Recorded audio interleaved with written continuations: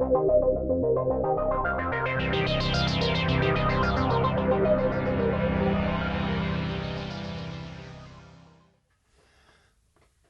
this video, I want to talk about some of the ways to install Python on Mac and Windows. So here I have my Mac desktop, and we'll be running Python from the terminal.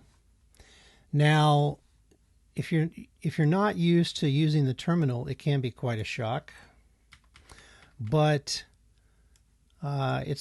you'll learn the basics of it pretty fast, right? So I'm going to make the text big enough for you to see. Now, for the Macintosh, we'll talk Mac first. The preferred way to install Python on the Mac is with Homebrew. And let me pull up a browser, and let me go to Homebrew. Okay, Homebrew, or brew.sh is also the name of it.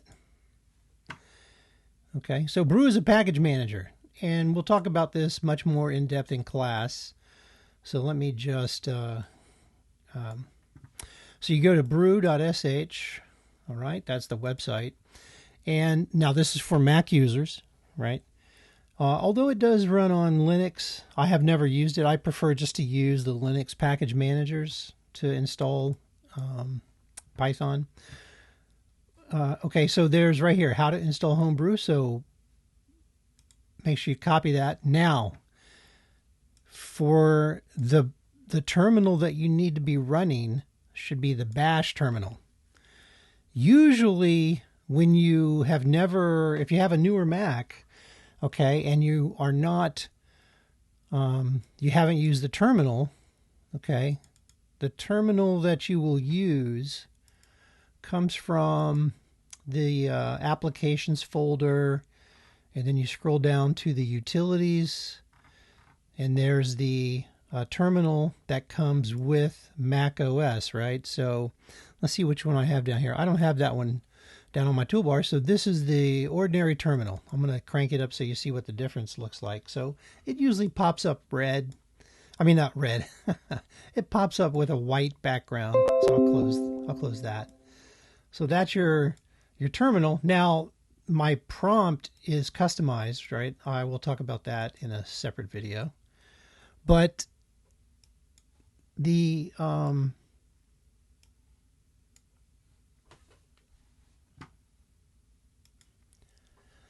terminal that I prefer to use is iTerm. Okay, and I'll talk about iTerm also in a later video. But whichever terminal that you have right now, you open it up, and to make sure that it says Bash, that's your first thing. Now, if it doesn't say Bash, this is the easiest way to change it. You have to go to System Settings. Okay. Now, this is on OS Sonoma, so if you're on an older version of Mac OS, it may look different. But then you have to go to Users and Groups. You have to select your user. Okay. Here you got to click the little information thing. And let me see here. Password change. Oh, hang on a second. Cancel. And I think you have to right click to select advanced options. Okay, that always gets me. It's the same for older versions. You have to click on the username or right click to get advanced options. And then here you'll see login shell. Now you have a choice. You can either choose Bash, which is what I want you to choose, but it usually comes with Z shell. So if you see a ZSH at the top of your window, then you know you've got the wrong shell. So you got to go select Bash, hit OK. Okay. And once again, to get to that setting, you have to go to your users and groups, go to your username, right click, and then you'll see the advanced options. Click on advanced options, and then you'll see login shell, and then make sure that you select Bash. Okay. And then dismiss that. Okay, if you've just selected bash and it was Z shell, then you want to close your terminal window and open it back up again.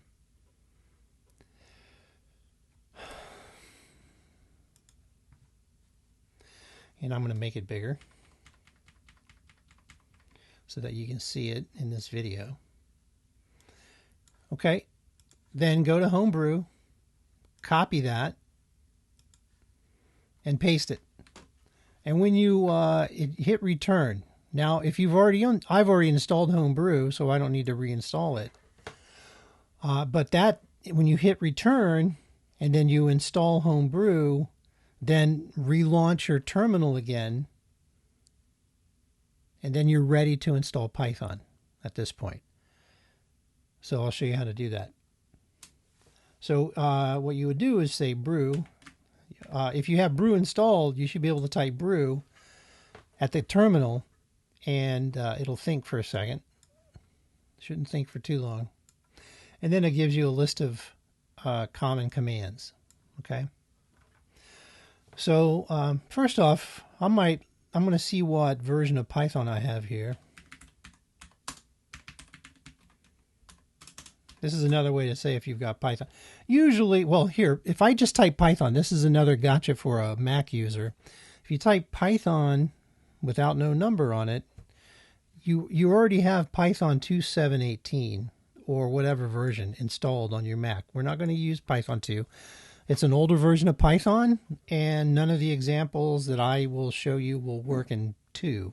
Okay, some of them might a little bit, but it's an older it's phased out. I would say phasing out, but it still comes on your Mac, right? So Mac users, when they install Python, will have Python 3. Okay, now here it says I have Python 3.11.6, and I'm fine with that. Okay. So so this is the REPL here. So to get out of the REPL, you type exit and call that, and then 2 parentheses to get out of there. Okay. So the way that you would install it, you could say brew search. You don't have to do a search, but we'll see what it returns. So what this is showing me is I've got Python 3.11, Python 3.12. Okay, so these are the available packages, right? So if I want to just install Python straight up, I can say brew install Python.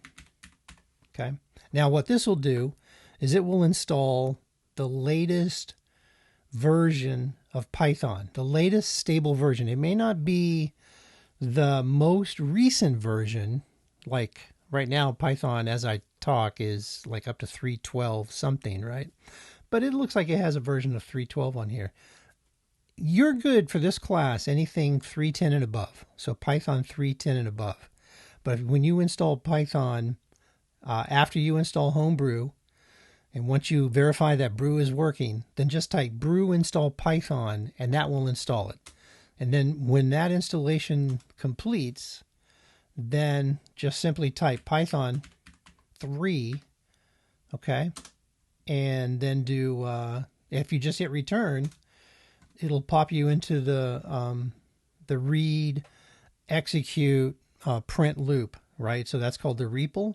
And here you can type in Python commands if you wanted to, like 2 + 2, right, equals 4. But we're not going to use this very much, maybe to just test simple code snippets, okay? But to get out of the REPL, you type exit. Okay. We're going to be running Python. And to check your version of Python, you type Python 3. Now this is on the Mac, right? -- version. And it'll tell you what version you have installed. If you just type Python, once again, without 3, then what you're going to get is Python 2. Okay. And that's not going to cut it for this class. But you still work kind of the same way. You get out of it with an exit. Okay, that's for the Mac.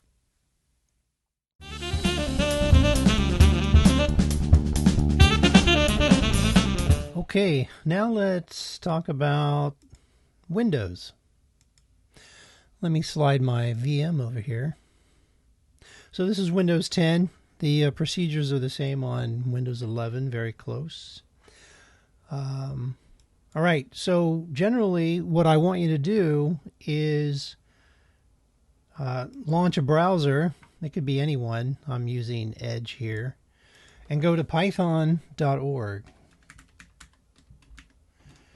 Okay.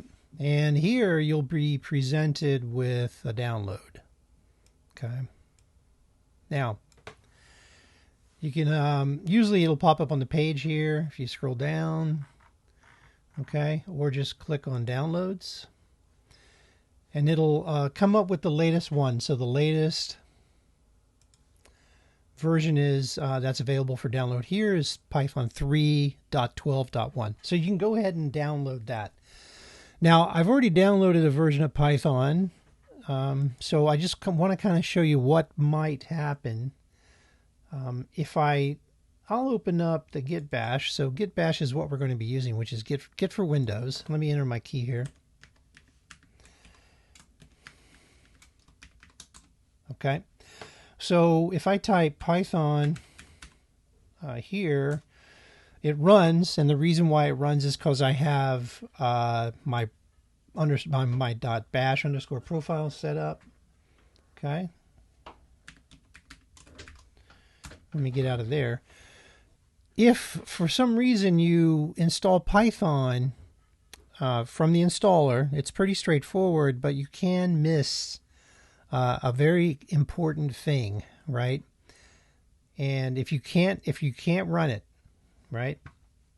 Especially if you open up the command prompt and you type Python, this is pretty small. Let me change the properties here. So the font, I need to make the font bigger. I'll make the font 28 so we can see it. Okay.